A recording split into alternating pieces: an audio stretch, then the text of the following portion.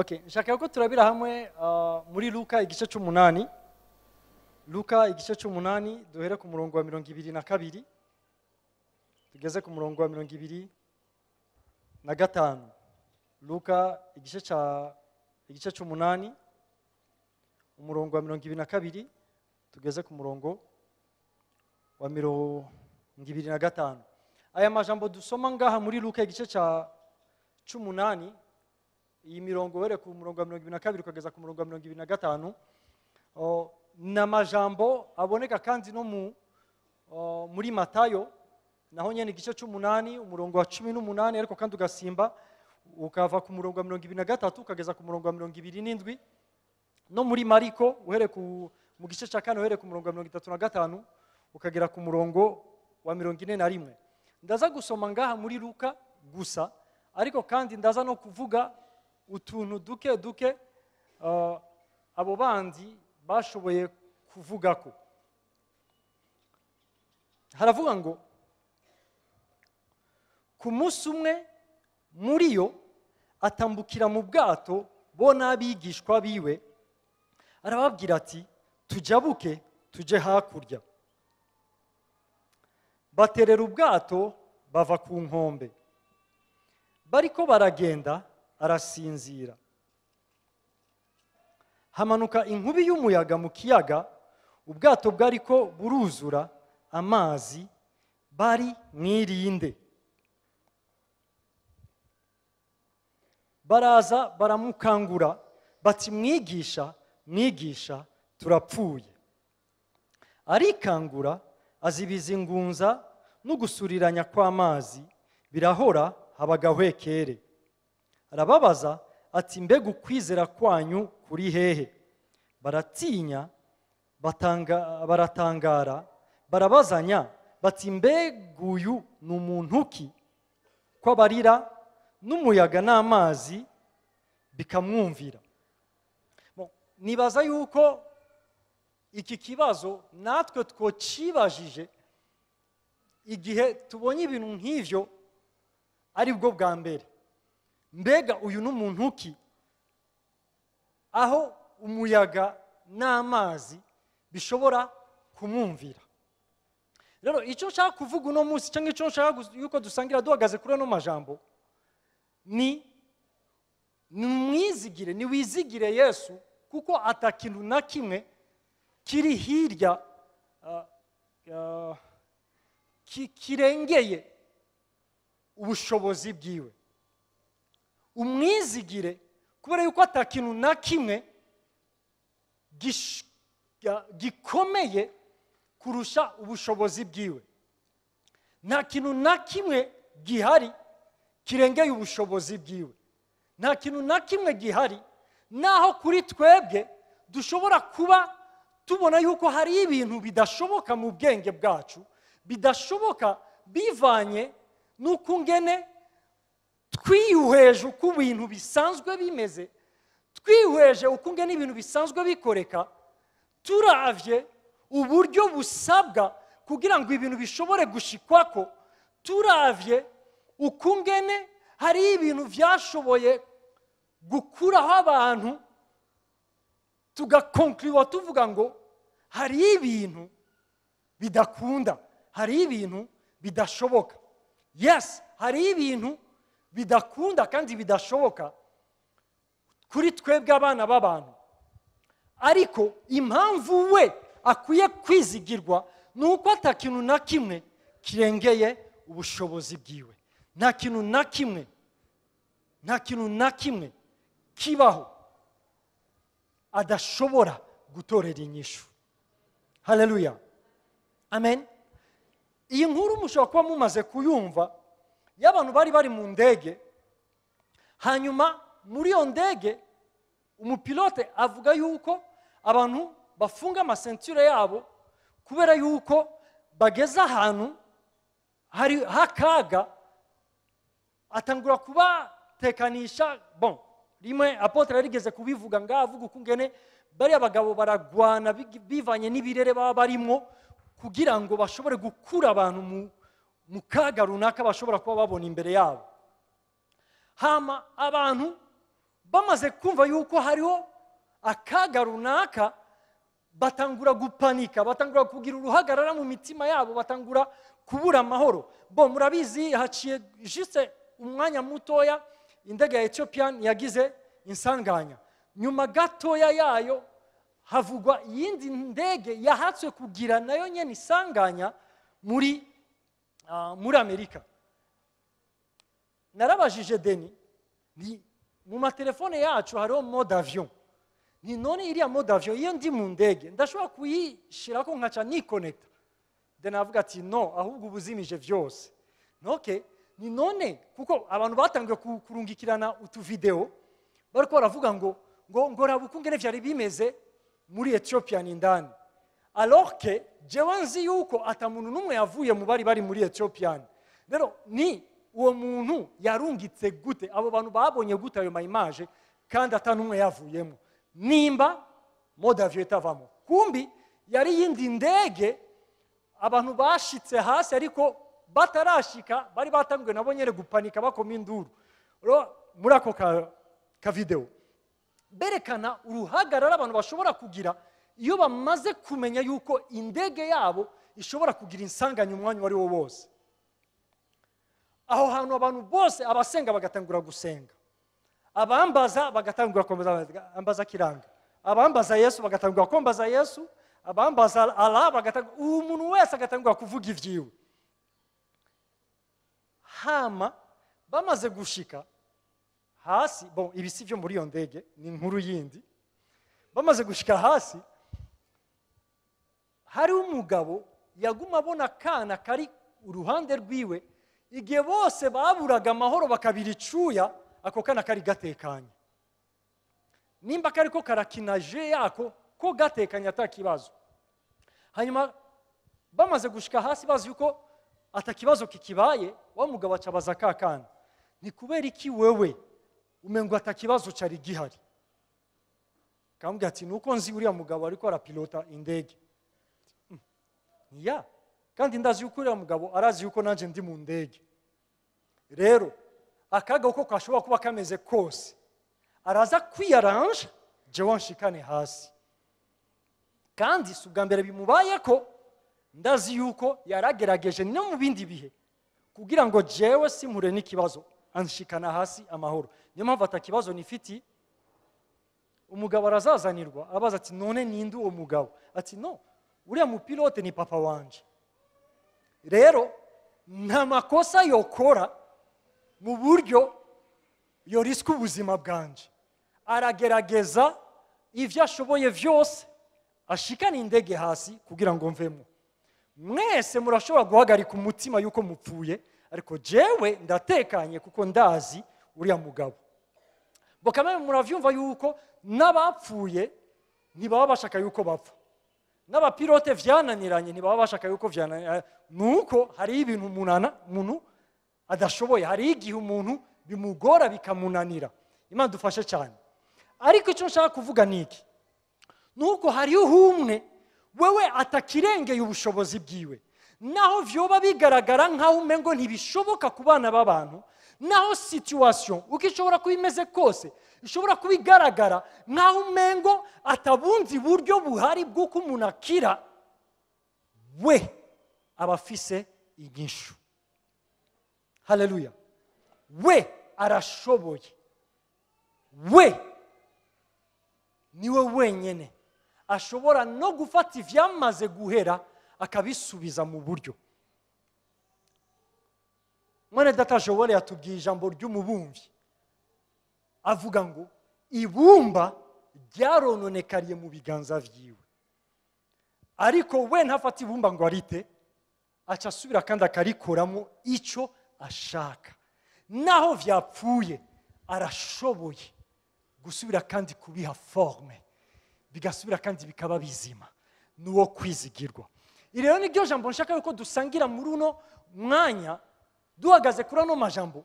Ijambo rivuga ngo ni mwizigire, ni wizigire Yesu, kuko nta kintu na kimwe kirengeye ubushobozi bwiwe. Nta kintu na kimwe kiri en dehors ya controle yiwe. Ibiba vyose arafise icyo bikorera. Yesu ashimwe cyane. Haleluya. Amen. Shaka yuko turabira rero hamwe ibintu bimwe. Ijambo ry'Imana ritubwira ngo abwira abigishwa biwe ngo twinjire mu bwato tujabuke hariya. Iki ni ikintu cya mbere nshaka yuko tubona, kuko twatanguye turirimba tuvuga ku vyerekeye urukundo rw'Imana, kandi ijambo ry'Imana ritubwira ngo Imana ikunda abari mu isi bose. Nta muntu n'umwe Imana idakunda. Uri hano, Imana iragukunda. Reka ndakubwire, na wowe undi atari hano, Imana iramukunda. Uno mwanya uri kurasenga, Imana iragukunda. Na wowe undi atari ko arasenga muri uyu mwanya cyangwa atanigera nasenga, Imana iramukunda. Imana ni rukundo. Ariko kandi hirya y'uko Imana ikunda abari mu isi bose, hariho abantu bakiriye urukundo rw'Imana mu buzima bwiwe. Abo bakiriye urukundo rw'Imana mu buzima bwabo, abo bizeye Yesu Kristo. Mu kwizera Yesu vyabagize abigishwa biwe. Ijambo ry'Imana rivuga ngo muri Yohana igice 8:31, Yesu avuga ngo Yesu abwira abayahudi bamwizeye ngo ni mwaguma mu ijambo ryanje muzoba abigishwa banje vy'ukuri. Hariho kwizera Yesu, ariko kandi hariho no kuba umwigishwa wiwe. Ivyo bisaba yuko umuntu aba mu ijambo ryiwe, kuko yavuze ngo nimwaba mu ijambo ryanje muzoba abigishwa banje vy'ukuri. Shaka yuko mubona iki kintu. Yesu akunda bose. Muri bose hariho bamwe bakiriye urukundo rwiwe, bamwizeye. Ariko mu bamwizeye bose, si bose arabigishwa biwe, naho intumbero yiwe cyangwa icyo ahamagarira ishengero, ariko ishengero rihindura bose bamwizeye kuba bigishwa. Umenye yuko umugambi w'Imana ku buzima bwawe ni uko ucika umwigishwa. Rero aravuga ngo muri abo banyizeye ushobora kuba umwigishwa wanje n'umwe, ni wa wundi abaye mu ijambo ryanje. Uyo amaze kuba umwigishwa wanje azomenya ukuri, hanyuma ukuri kuzomuha umwidegemvyo. Ibi bikaduha igicapo cy'uko hariho abantu benshi bizeye Yesu ariko bakiboshwe atamwidegemvyo uva ku Mana bafise, atari kubera yuko uwo mwidegemvyo udahari, nuko icyo bahaye uwo mwidegemvyo ntaco bashize ku imitima yabo. Abantu bakabandanya kubaho nk'abaja alors que bari mu kibanza cyo kwakira umwidegemvyo. Rero Yesu avugana n'abigishwa. Kubera iki? Kuko ntiyari kuvugana na bose, kuko abandi bose atarabigishwa bakora ivyo bashaka. Sauf umwigishwa niwe wenyine umutima we uri ku ijambo. Avuga ati tujabuke tuje hakurya. Tuje hakurya. Ikintu nshaka yuko mubona muri uno mwanya niki? Ubwato muri iki gisomwa ni gicapo cy'ubuzima bwanje, ni gicapo cy'ubuzima bwawe.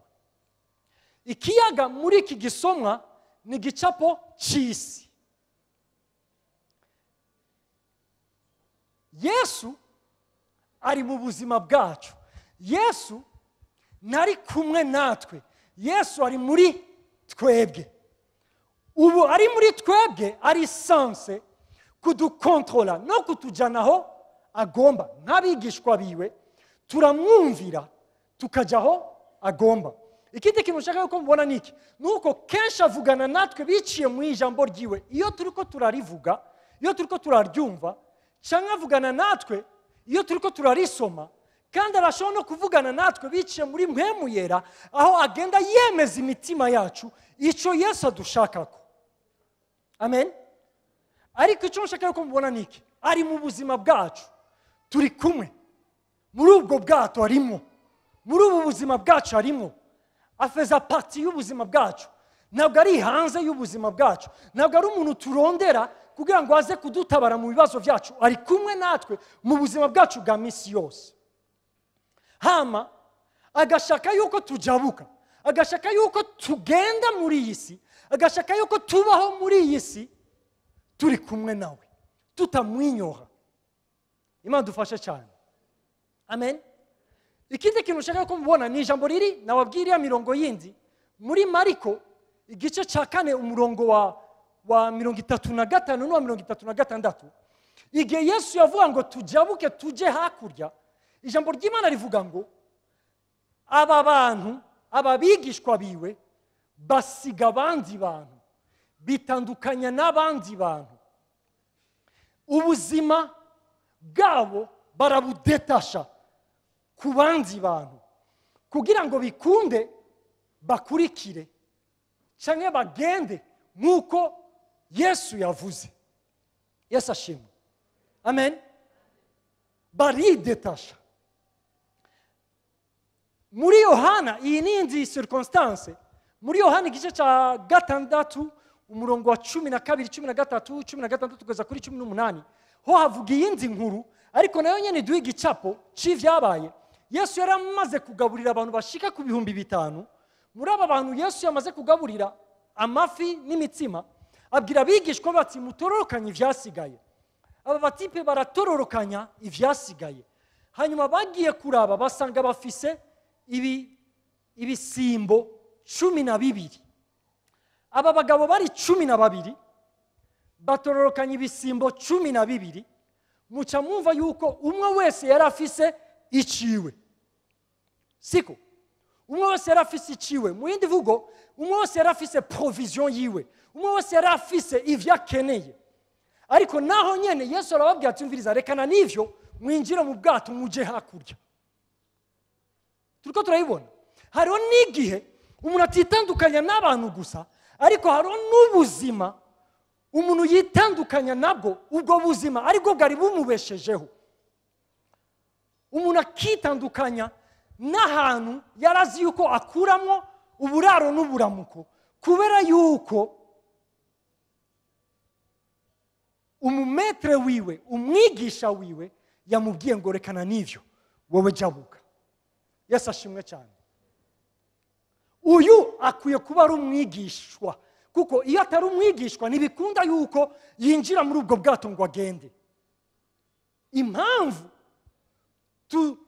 tuguma twiboheye ku bantu no ku bintu kenshi nuko ubwigishwa bwacu buracari ku rugezo rwo hasi, mu buryo tudepanda n'abantu n'ibintu kurusha kudepanda n'umumetre wacu.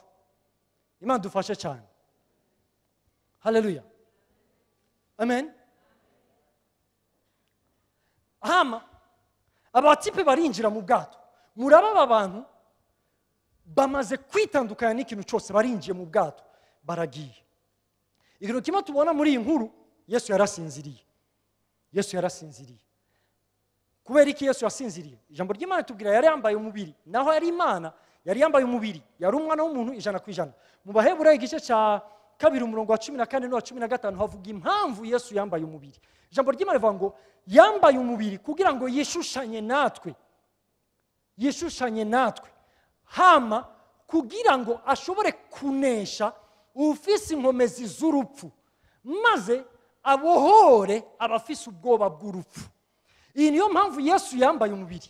Rero kuba yambaye umubiri, impamvu kwa kugira ngo amere kimwe natwe. Aho nyene Baheburayo handi havuga ngo yashoboye kugeragezwa nk'uko natwe tugeragezwa mu buryo bwose, kugira ngo ashobore gutahura abageragezwa. Yesu ashimwe cyane. Amen. Rero kuko yari mu mubiri yarakora, ariko kandi umubiri uraruha. Rero kuko umubiri uruha, muca mwumva yuko akeneye kuruhuka. Niyo mpamvu yanasinziriye. Ariko kandi ikindi kintu ushaka ko mubona niki, nuko uno munsi ntakiri mu mubiri, uno munsi ari mu bwiza bwiwe. Ijambo ry'Imana rivuga ngo uteramiye abantu biwe ntasinzira kandi nta nubwo anahunyiza. Reka ndakubwira yuko uno munsi ntasinzira nta nubwo anahunyiza. Uyo ari muri wowe, uyo mumetre wawe, uyo ubelonginga kuri we ntasinzira nta nubwo ahunyiza. ari maso igihe cyose 24 heures sur 24 heures. Niyo mpamvu atakintu na kimwe kimusurprena mu bitubayeko. Ari kumwe natwe muri ubu bwato, ari kumwe nawe muri ubwo buzima. Wamaze kumwumvira, hari ibyo witandukanyije nabo, hariho abantu witandukanyije nabo, ari kumwe nawe we. Ariko ikindi kintu gikomeye cyabaye niki, nuko aha niho ibintu byose vyugariye. Abantu babigishwa biwe, abantu bumviye ijambo ryiwe, abantu bitandukanije n'ibintu n'abantu, abantu bazi yuko ari nyegu yiwe. Muri ubwo buzima, muri ubwo rugendo habaye ikibazo. Haje umuyaga w'igihuhusi, imipfunda iraje ibakubita muri ubwo bwato. Nahajewe kenshi mba nshaka yuko abana b'Imana dutahura. Hari ibibazo bidushikira mu buzima bivanye n'inyifato yacu. Hari ingorane tubamwo mu buzima ari twege twaziteye, ari ingaruka y'ivyaha vyacu, ari ingaruka y'inyifato yacu itari nziza. Hari ibibazo bitubako mu buzima ari ingaruka y'inyifato mbi y'abandi bantu. Abandi bantu bifashe nabi, ingaruka z'inyifato yabo zikaza no gukora kuba innocent. Ivyo bintu birabaho muri iyi si. Ariko kandi ijambo ry'Imana riratwereka yuko hariho n'igihe bidasaba yuko umuntu aba yacumuye kugira ngo ahure n'ikibazo. Bidasaba yuko umuntu aba yagararije kugira ngo ahure n'ikibazo. Aba bantu ils étaient conformes y'iki ijambo ry'Imana ryavuganye nabo. Nta kintu na kimwe cyari gitandukanye nico umwami wabo yabasavye gukora batakoze. Ariko ingorane zirahaba. Kubera iki? Yesu yarabivuze ngo mukiri mwisi ingorane n'amakuba bizobaho. Mukiri mwisi muzohura n'ibibazo bitandukanye. Nahashaka yuko abana b'Imana dutahura, kuko deux fois turanahendwa mu buryo abantu baba manipule. Abandi akafata ngo no, il faut yuko uza tukudelivre, ngo ro amadayimoni yaguteye, ngo ro abantu bakuroze, ngo ro abantu bagize ibinabiri yareka ndakubwire. Ntabwo ari ibintu byose bikeneye deliverance. Abigishwa bazobitahura, abari mu ijambo bazobitahura, abatari mu ijambo bazokwiruka inyuma y'aba badelivre, ariko bazosanga bariko barabohwa kurushaho. Bazosanga ubuzima bwabo buriko burononekara kurushaho. Imana dufashe cyane. Kubera iki? Kuko reka ndakubwire, tukiri mu isi hazokwama hariho ibiturwanya, hazokwama hariho ingorane n'ibibazo muri iyi si. Ariko ikintu kimwe dukwiye gutahura nuko ari kumwe natwe. Ari kumwe natwe muri ubwo bwato, ari kumwe natwe muri ubu buzima bwacu, ari kumwe natwe. Kandi arazi yuko ivyo bibaho, arazi yuko hari igihe mu isi duhura n'ibibazo n'ingorane. Reka ndakubwire mwene data, nuhagarika umutima ngo hari ivyo nahevye mu buzima, hari inzira nitandukanije nazo mu buzima, hari abantu nitandukanije nabo mu buzima, kandi hari ico nabikuragamwo, ariko uno munsi ndiko ndababazwa kuko nuviye, kuko nakurikiye umwami wanje. Reka ndakubwire, ari kumwe nawe muri ivyo, kandi arazi nta kintu na kimwe kimusurprena. Arazi yuko ivyo bintu bihari. Ivyo rero twege birashobora kuduhagarika umutima, twege birashobora gutuma dupanika, ariko we ateramiye abantu biwe, arazi yuko ari we nyishu muri icyo kintu uri kuracamo. Haleluya. Mwene data, nta kintu na kimwe uri kurahura naco uko gisa kose atazi. Kandi icyo ushobora kuba uri kurahura naco naho mu bwenge, mu buryo bw'umwana w'umuntu kigaragara nkaho umengo kikurusha inkomezi, we nta kintu na kimwe kimurusha inkomezi. We nta kintu na kimwe kimukomerana, vyose abifitiye inyishu. Yesu ashimwe cyane. Aba batipe bamaze kubona ibibaye kumbure barirwaniye. Uku niko bimeze mu buzima. Mu buzima iyo duhuye n'ingorane hariho abantu bamwe baca babivamo, ariko hariho abandi bapersevera, bakarwana, bakagerageza gukora ivyo bari bakwiye gukora. Aba batipe barigwanye ko muri ubwo bwato, ariko bibananiye baja kuri Yesu bavuga ati turakwinginze, turakwinginze. Hari ikintu nshaka yuko mubona ngaho. Rimwe na rimwe amasengesho tuyagira option, ariko amasengesho si option, amasengesho ni necessite. Amasengesho hari igihe abantu bayahitamwo igihe babone yuko ibindi vyose vyanse, ariko ntiduhitamo amasengesho kuko ibindi vyose vyanse. Turasenga kuko dukeneye Imana umunota ku wundi, isegonda ku yindi, mu bigize ubuzima bwacu bwose. Niyo mpamvu ntajya ku Mana kuko ari ikibazo cyananiranye, ariko njya ku Mana igihe cyose bikenewe, igihe cyose. Niyo mpamvu Pawulo yandikira ishengero ry'Abitesalonika avuga ati umviriza, nimusenge ubudasiba, vugana n'Imana yanyu umwanya wari wo wose, nimuze murindire vyayangaye kugira ngo abariho mujya kuvugana n'Imana yanyu. Ntabwo ari option, ni necessite. Turayakeneye uko bukeye uko bwije, umwanya wose. Ntidushobora kubaho nk'abigishwa amasengesho atari ubuzima bwacu. Ariko nshaka yuko murabika ikintu. Urazi Yesu yari yabasezeraniye yuko yari yabwiye turi kumwe muri ubwato. Muri Abaheburayo 13 umurongo wa 5 no 6 hari ivyo ijambo ry'Imana rivuga ngo bimu vyitandukanye navyo, ariko kandi mumenye iki kintu yuko Imana ubwayo yasezeranye ngo ndi kumwe namwe, ntaho nzobata, ntaho nzobahemukira. Ngo kandi uwo turwanya ninde. Haleluya. Iryo ryari isezerano ryiwe, ariko aba batipe ntibibutse isezerano ryiwe ku buzima bwabo yuko muri n'importe quelle situation ari kumwe nabo, atabashobora kubareka, adashobora kubirengagiza. Aba batipe amaso yabo ajya ku ngorane, hanyuma igihe bagiye kumubwira, igihe bagiye kumukangura, iri jambo riri hariya muri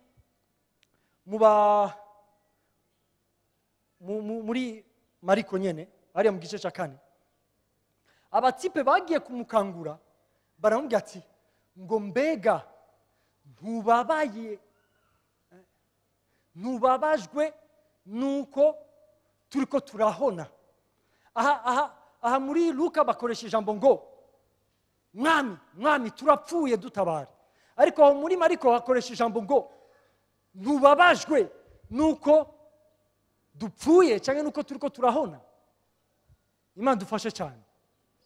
Kubera iki? Uku niko ibintu bimeze. Reka kandi ndabivuge, iyo mu buzima bwacu amaso yacu arabacana ingorane, igihe dutumbera twiyumvira dufokasinga cyane ku bitariko biragenda neza mu buzima bwacu, conclusion cyangwa resultat nuko tuza guheraheza tubona yuko dupfuye. N'amajambo tuvuga aza kuba amajambo yo kwihebura, yo kuvuga ngo turapfuye nta kabuza. Kubera iki? Kuko igihe cyose amaso yawe ari ku ngorane, ingorane izokwa mikwereka yuko wowe uri mutoya. Mwibuke gatoya inkuru z'ivyabaye ku Bisirayeli bari mu bugaragwa, bariko baraja kwinjira mu gihugu Imana yabasezeraniye.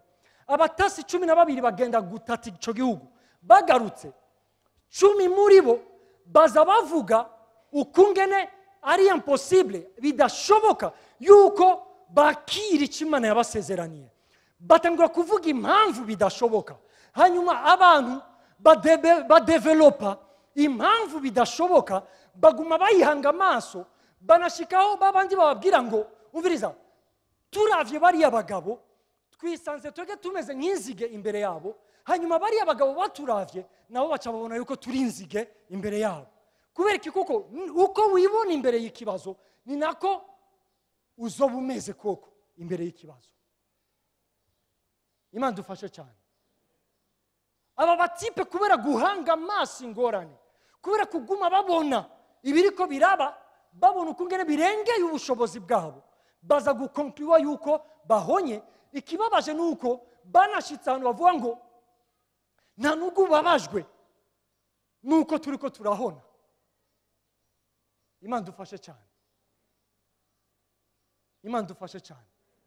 Mwene data, kura amaso ku ngorane, kura amaso ku kibazo, kura amaso ku bitagenda neza, kura amaso mu byo uzi yuko muri uno mwanya ari amananiza kuri wewe. Amaso yawe uyashire ku mwami wawe. Ibi nivyo vyabaye kuri Yosuwa na Kalebo. Bavuze ngo ivyo muvuze vyose nivyo, ariko kubw'umwami wacu, kubw'uhoraho, biriya bigatanya tumeze nk'inzige imbere yavyo, turaza kubirya bwa mutsima. Imana dufashe cyane. Haleluya.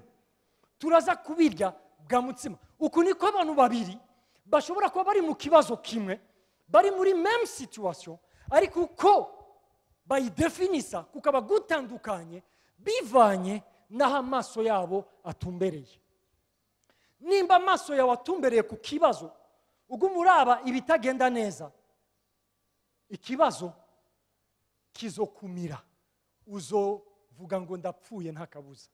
Ariko amaso yawe niwe yashira ku mwami wawe, reka ndakubwire mwene data yuko ikibazo kizokubera gito. Haleluya. Abatipe baraja kumutakambira bavuga ati turakwinginze gira icyo ukoze. Iki ni ikintu kimwe mu bintu binezera iyo abana b'Imana babitahuye. Reka ndakubwire ivyo navuze vyose, naho vyo bavyakunaniye, basi heraheza umwinginga ngo agutabare. Naho ushobora kuba widoze, naho ushobora kuba wabonye yuko umengo ingorane ari nini yuko upfuye, fa kumuhambaza, fa kumuhamagara, fa kumubwira. Naho iryo jambo gupfa ntavyo nkunda, ariko mubwire, kuko yaravuze ngo uzokwambaza izina ryiwe wese azokizwa, uzokwambaza izina ryiwe wese azobona gutabarwa, uzokwambaza izina ryiwe wese azobona ukugendererwa n'Imana mu buzima bwiwe. Reka ndakubwiye ntacyo bitwaye impamvu ishobora gutuma uri mu ngorane urimo muri uno mwanya. Icyo ndakubwira nuko yarasezeranye yuko niwamwambaza, niwamuhamagara, niwamubwira, harimo gukira kwawe, harimo gutabarwa kwawe. Ibi Imana yabibwiye Yeremiya muri Yeremiya 33 umurongo wa mbere kugeza kwa 3. Ijambo ry'Imana rivuga ngo uhoraho agenderera Yeremiya ubugira kabiri amusanga mu nzu y'imbohe. Mu bice biri imbere Yeremiya yarafungiwe muri prison. Imana iramugenderera, Imana ivugana na Yeremiya, ariko kandi ugiye kuraba ni nkaho ivyo Imana yavuganye na Yeremiya ntivyamunyuze. Yeremiya yagumye abona ikibazo ciwe, yagumye abona ingorane yiwe, yagumye avuga ibitagenda neza muri uwo mwanya. Hanyuma muri iki gice y'30 uhoraho asubira kandi aramugenderera. Uhoraho atangura kubwira Yeremiya ati mviriza Yeremiya, ni jewe ndabirema, ni jewe ndabishiraho bikabaho, ni jewe ndabishinga bigashimikwa, ntihagire ikintu na kimwe kibinyiganyiza. Acabwira Yeremiya ati mviriza, numpamagare jewe ndakwitaba, ndakwereke n'ivyo amaso atarigera abona, ndakwereke ivyo ubwenge bwawe budashobora gukonseva, ndakwereke ibintu mu bwenge bw'umwana w'umuntu bitari logique, ariko jewe nshobora gukora.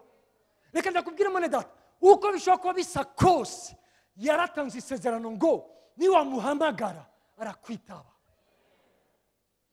niwamuhamagara arakwitaba, arakwitaba, arakugirira neza. Yesu ashimwe cyane. Baramuhamagara, baramukangura, aravyuka. Ijambo ry'Imana ngo ategeka umuyaga n'ikiyaga, ategeka umuyaga n'imipfunda n'ingunza, biratekana. Ahantu hari urupfu haza ugutekana. Uku niko abigenza. Shaka mvuga ibi bintu muri ubu buryo bubiri. icya mbere ni uko hari igihe bisaba yuko ari we ategeka kugira ngo bitekane, ariko hariho n'igihe wowe uhishurirwa utahura ububasha yaguhaye kugira ngo utegeke. Ibi nivyo yabwiye abigishwa bati, umviriza, nimba mufise ukwizera kungana n'akabuto ka sinapi, muzonabwira uno musozi ushinguke witerere mu kiyaga, kandi uwo musozi uzobikora. Hari igihe bisaba yuko uhishurirwa ububasha yaguhaye, umenye uri muri wowe. Ijambo ry'Imana rivuga ngo uri muri twebwe arusha cyane uri mu bisi, uri muri twebwe arusha cyane uturwanya, uri muri twebwe arusha cyane situation turiko turacamo inkomezi. Rero iyo ubihishuriwe, wowe watura, wowe uvuga, wowe utegeka icyo uzi yuko we avuga mu ijambo ryiwe. Icyo uri kuravuga kiraza guhindura situation. Hariya navuze muri nombre 13, juste mu murongo mu gice cya 14 muri nombre guharura umurongo wa 28, igihe Abisirayeli bari bamaze umwanya bariko baridoga, Imana ibwira Mose ati babwire yuko ivyo jewe Imana numvise bariko baravuga nivyo biza kubashikako.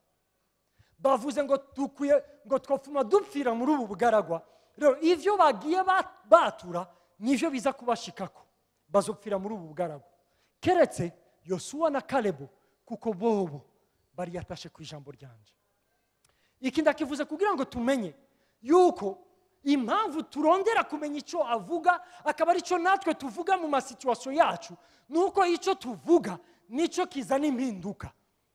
Urashobora kuvuga ibizana urupfu mu buzima bwawe, kuko ijambo ry'Imana rivuga mu Migani 18:21 ngo ubushobozi bw'urupfu n'ubugingo biri ku rurimi rw'umwana w'umuntu. Ivyo uvuga birashobora kuzana urupfu, nk'uko ivyo uvuga bishobora kuzana ubugingo. Nimba umwizigiye, nimba uzi yuko atakintu na kimwe kirengeye ubushobozi bwiwe, utangura no guhindura amajambo uvuga, ukavuga ivyo uzi yuko avuga. Ikibazo ni ikihe? Ikibazo yuko tutanamenya ivyo tuvuga, ko tutazi ivyo avuga, kubera yuko tutari n'abigishwa. Kuko umwigishwa aba yarigishijwe, aba yarumvise, aba yarahawe ubumenyi mu bijyanye n'ivyo umwami wiwe avuga. Utari umwigishwa, reka ndakubwira uzovuga ivyo abandi bose bariko baravuga, kandi ivyo uriko uravuga uvyitege mu buzima bwawe. Ariko nimba uvuga ubugingo, umenye yuko ubugingo buzoza. Yesu ashimwe cyane. Arategeka haba gacerere. Muri ako gacerere Yesu ahindukira abigishwa biwe, aha niho ndangirije, avuga ati mumbwire ukwizera kwanyu kuri hehe. Aba batipe barisanse ko bafise ukwizera, kubera ko baramubonye akora ibitangaza, baramubonye akora ibintu atamuntu yoshoboye gukora, baramwumvise avuga amajambo akomakomeye, ariko babuze ukwizera. Iki ijambo ry'Imana rivuga umengo ni muri Matayo igice cya 20:18 ngo mbega umwana w'umuntu niyagaruka azosanga ukwizera guhari. Kubera iki?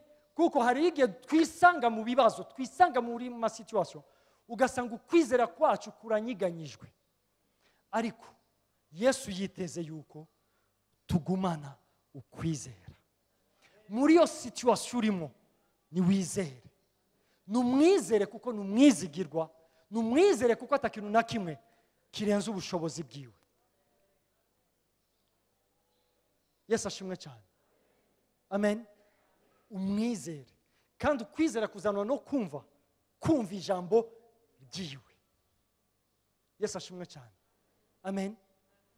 Yesu abihishurira mu bundi buryo, aba bantu baza gushika ahantu bakonkliwa bavuga ngo mbega uyu muntu n'umuntu ki. Mu yindi vugo, mu kibazo babonye iyindi fasete yiwe, mu kibazo barasubiye kumuhishurirwa. Reka ndakubwire nti ivyo uri kuracamwo karashobora kuba ari akaryo ko kugira ngo akwihishurire kandi mu bundi buryo. Ushobora kuba umuzi muri ubu buryo, ariko kandi hari ubundi buryo bwinshi utaramumenyamo, nawe arashobora gupermeta yuko iyo mipfundo ishika kugira ngo urushirize kumumenya. Yobu akonkliwa, igitabo cya Yobu giheza, Yobu ariko aravuga ngo nari narakumvise, nari narakumvishije amatwi, nari mfise ama information kuvyerekeye wewe, nari narabwiwe ukungene uri Imana ikomeye, ukungene uri Imana ihambaye, ukungene uri Imana yo kwizigirwa. Uno munsi ntabwo ari ibintu vyo kumva, uno munsi nakwiboneye. Reka ndakubwira, Yobu ntiyabonye Imana, ariko Yobu yatahuye Imana bivanye n'amasituwasiyo yagoye yaciyemo. Muri ayo masituwasiyo aza gutahura ikindi gihimba, ikindi gice kigize Imana. Yobu aravuga ngo nayiboneye, nabonye ubundi bwiza, nabonye ikindi kintu Imana irico nari nsanzwe nzi bivanye n'ivyo abantu bambwiye. Yesu ashimwe cyane. Amen. Rero ndarangije mvuga nti, mwene data, numwizigirwa, mwizere. Numwizigirwa, nta kintu na kimwe kiri hejuru y'ubushobozi bwiwe. Ivyo uri kuracamwo suko asinziriye, ari maso. Icyo ashaka nuko utahura ibi, ashaka yuko ubu mwigishwa, ashaka yuko witandukanya vy'ukuri n'ivyo ukwiye kwitandukanya navyo, witandukanya n'abantu ukwiye kwitandukanya nabo, uzi yuko badahwanye nuko agomba, wifatanye n'ico aguhamagarira. Hanyuma ivyo uhura navyo vyose ntabwo biriko birakwica, ahubwo ugiye kumumenya kandi mu bundi buryo. Ivyo uri kurahura navyo agiye kukwihishurira mu bundi buryo, kandi mu buryo muzotangura kuvuga ngo mbega ukungena ari igitangaza, mbega ukungena arengeye uko twari dusanzwe tumuzi mbere yuko twinjira muri ubu bwato. Mwene data, hari ibintu akwihishurira ko, hari ibintu akumenyesha igihe mwinjiye mu bwato, apana igihe muri hagati mu bantu. Hari iyindi fasete yiwe uhishurirwa, aguhishurira igihe uri hagati mu kiyaga, n'igihe hoba hari imipfunda, n'igihe hariho umuyaga w'igihuhusi. Hari ibintu aguhishurira aho ngaho atari hariya. Yesu ashimwe cyane. Niyo mpamvu isengesho ryanje nuko umwe wese hagati yacu amwizera no muri ivyo ariko aracamo, kuko niwo kwizerwa. Ari kumwe nawe, akeneye gusa yuko umwizera, akeneye gusa yuko umwizera, akeneye yuko uhindura amajambo yawe, ntuvuga amajambo azana urupfu, uvuga amajambo we avuga, uvuga ubugingo. Ibi ntibisobanura, ndabivuge muri ubu buryo, ibi ntibitwaka ama responsabilité yacu, ibi ntibituma tuba abantu bari passive, kubera yuko hari abantu bamwe na bamwe muri ivyo bihe batwarwa bakabaho nk'uko isi ishaka yuko babaho muri ivyo bihe. Hariho n'abandi bashika ahantu bakumva yuko ata mpamvu yo kubaho kandi gihari, bamwe bakiyahura cyangwa abantu bakihereza ibiyayuramutwe birushiriza konona ubuzima bwabo. Abandi ukamengo bakwiye kubivamo vyose. Reka ndakubwire, dushishikara kubaho ubuzima bwacu, ariko kandi tumwizeye, tumwizigiye, tudepanda nawe we bugingo. Amen. Unyemerere uhaguruke dusenge.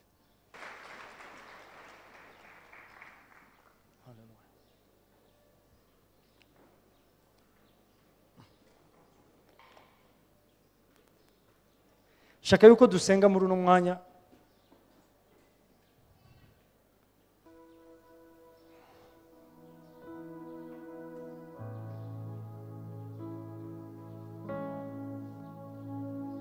Ndashaka yuko dusenga, ariko ndagomba yuko mu gusenga kwacu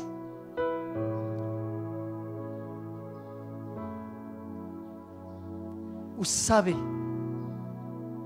kumwizera, umusabe kugushoboza kumwizera.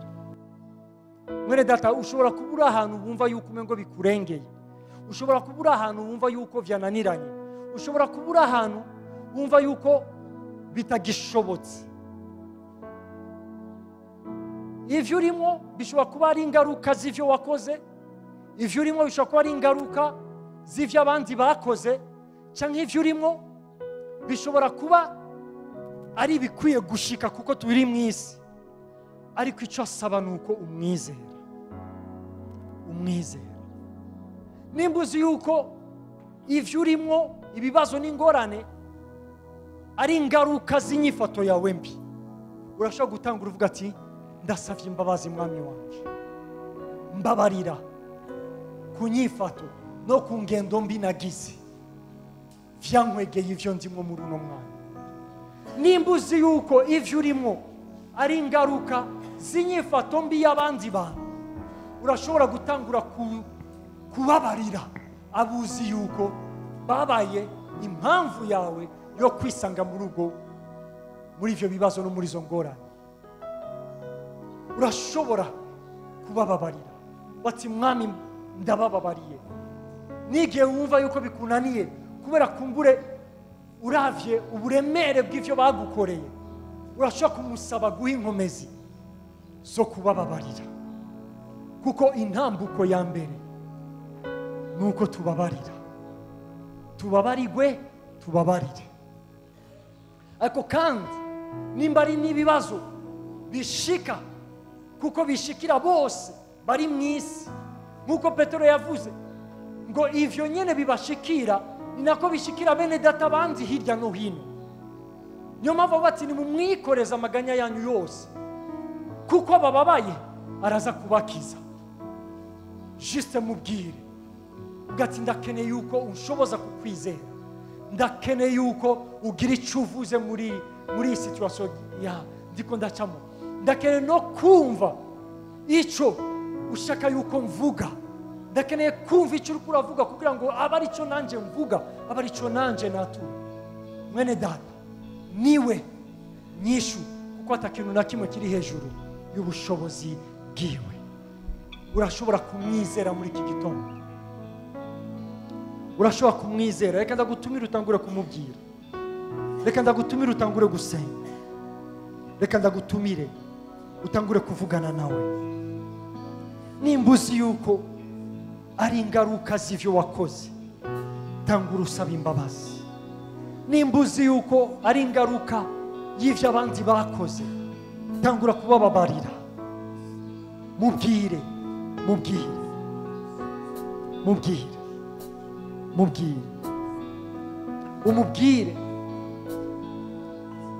umubwire umwikoreze ayo maganya yawe, umubwire ivyo bibazo, umwereke iyo mipfunda, umwereke iyo misozi, hanyuma uvuge.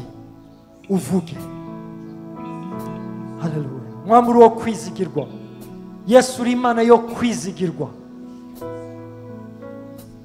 Muri wowe mwami nta gitutu cyo guhindagurika kirimo, uko wamye ni kuri ni nako uzokwamaho iteka ryose. Mwami warasezeranye yuko mwami igihe cyose tuzokwambaza izina ryawe, mwami nawe uzodutabara, uzotwumva uri mu ijuru, wintervene mu masituation yacu, uzane gukira mu buzima bwacu, uzane gukira mu miryango yacu, uzane gukira mu gihugu cyacu. Mwami, iryo ni isezerano ryawe, iryo ni isezerano ryawe Mwami, iryo ni isezerano ryawe. Niyo mpamvu Mwami muri uno mwanya turaje nk'ishengero ryawe, ndakweretse abana bawe, umwe wese mu byo ashobora kuba ariko arahura navyo, uko bisa kose nuko bimeze kose, uburemere bishobora kuba bifise bwose. Mwami, ari abo bariko barahura n'ibibazo bitandukanye bivanye Mwami n'inyifato yabo itari nziza, n'ingendo yabo itari shemeye yabakwegeye izo ngorane, ivyaha bakoze bigatuma uno munsi bariko barababazwa Mwami, nk'ingaruka y'ivyo bahuye navyo.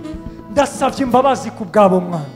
Reba iyo mitima ijanjaguritse iciye bugufi, wibabarire mwana, maze wintervene mu buzima bwabo Yesu, ubakize, ubatabare, ubafashe mwana, uhindure ubuzima bwabo, uhindure situation zabo mwana. Intervene no kuri aba bandi mwami, ivyo barimo ari ingaruka z'ivyo abandi bakoze. Abandi bakoze ibidashemeye, abandi bakoze ivyaha, abandi bagize ingendo n'inyifato bitari nziza, ingaruka z'ivyo bakoze mwami akaba arizo zibakorako, bakaba bariko barababazwa mwami, bakaba bari mu bibazo no mu ngorane no mwanya kubw'inyifato y'abandi bantu. Ndabasabiye ica mbere yuko ubaha ku mutima wo guharira, ubashoboze kubabarira mwami ababagiriye nabi, ababaye impamvu yuko bisanga mu bibazo no mu ngorane barimo muri uno mwanya. Wintervene kuri ubu buzima bw'aba bantu mwami, ubashoboze kubabarira, ubagirire neza, ubatabare, ubafashe mwami. Wintervene muri izo situation bariko baracamo mwami, uhindure ibibazo vyabo mwami, ubahe kukwizera, ubahe kumenya yuko ari wowe nyishu, ari wowe gutabarwa, ari wowe ufise ijambo rya nyuma mu vyo umwana w'umuntu ahura navyo vyose mwami. N'undi wese ariko arababazwa muri uno mwanya kubw'impamvu imwe canke iyindi mwami, biva kuri wa murwanizi kuko ataturyoherewe mwami, ndabasengeye kugira ngo mwami babone ugutabarwa kwawe muri uno mwanya. Ndatuye ukubohoka, ndatuye ugukira, ndatuye ugutabarwa mwami. Ndategetse imiyaga n'imipfunda biri mu buzima bw'aba bana bawe mwami bihagarare mu izina rya Yesu Kristo. Ubahe kutabivamo, ubahe gushishikara, ubahe kukwizera, ubahe kuguhanga amaso kugeza igihe baza kubona mwami habayeho agacerere, habayeho gutekana, aho mwami imitima yabo itaza gusa kumirwa nuko ngene bakubonye ubatabara, ahubwo imitima yabo irushirize kukwizera, irushirize kuguhimbaza. Bahezagire, bagirire neza mwami, bahe kubona ikiganza cyawe mu buzima bwabo, bahe kubona ugutabarwa kwawe mu buryo bwose. Turagushimiye ukugira neza kwawe mwami kudasanzwe kwabanye natwe. Turagushimiye iyi ndwi mwami twinjiyemo, reka ukomeze kugirira neza bigi abana bawe. Icyo nsengera ishengero ryawe nuko umwe wese agira umutima wo kuba umwigishwa. Ubahezagire, ubagirire neza mu buryo bwose, mu izina ryawe gera mwami Yesu ndasenze shima nyawe. Amen. Hallelujah. Mwami Yesu abagirire neza, mwami Yesu abahe kumwizera. Ivyo ushobora kuri kuracamo vyose, ivyo uza guhura navyo vyose, umwizere, n'umwizigirwa. Yesu abagirire neza, mugire weekend nziza, n'indwi nziza tugiye gutangura.